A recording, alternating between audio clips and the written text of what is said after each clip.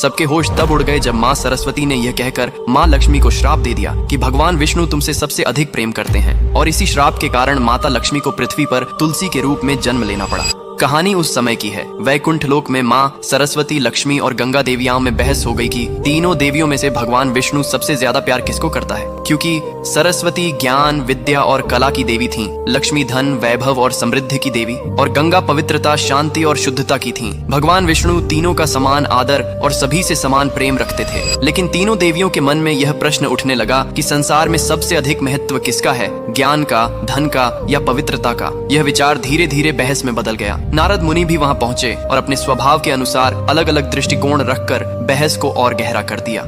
इसी दौरान माँ सरस्वती के मन में एक आशंका जन्म लेने लगी। उन्हें लगा कि भगवान विष्णु का ध्यान अब ज्ञान से अधिक धन और पवित्रता की ओर जा रहा है। कभी कभी विष्णु का गंगा के प्रति विशेष स्नेह देखकर सरस्वती के मन में ईर्ष्या और असुरक्षा उत्पन्न हो गई। उन्हें लगा कि ज्ञान का महत्व कम होता जा रहा है। जब सरस्वती ने इस विषय पर माँ लक्ष्मी से समर्थन चाहा तो लक्ष्मी ने किसी का पक्ष नहीं लिया और शांत रहने का प्रयास किया। लेकिन यही शांत रहना ही माँ सरस्वती को धोखे जैसी लगी। क्रोध और भावनाओं में बहकर उन्होंने लक्ष्मी को श्राप दे दिया कि तुम वैकुंठ छोड़कर पृथ्वी पर पौधा रूप में जन्म लोगी। और इसी श्राप के कारण कहा जाता है कि धरती पर माता लक्ष्मी ने तुलसी का रूप धारण किया। ये श्राप सुनकर लक्ष्मी दुखी हुई, लेकिन उन्होंने उसे शांत भाव से स्वीकार किया। उसी क्षण माँ गंगा भी क्रोधित हो उठी और उन्होंने सरस्वती को श्राप दे दिया कि उन्हें भी पृथ्वी पर नदी के रूप में अवतरित होना पड़ेगा, ताकि मानव उनके जल से पुण्य प्राप्त कर सके। जब विष्णु जी को इस संपूर्ण तनाव का पता चला तो उन्होंने मधुरता से समझाया कि ज्ञान, धन और पवित्रता तीनों का संतुलन ही सृष्टि को चलाता है। कोई भी शक्ति अकेले पूर्ण नहीं होती।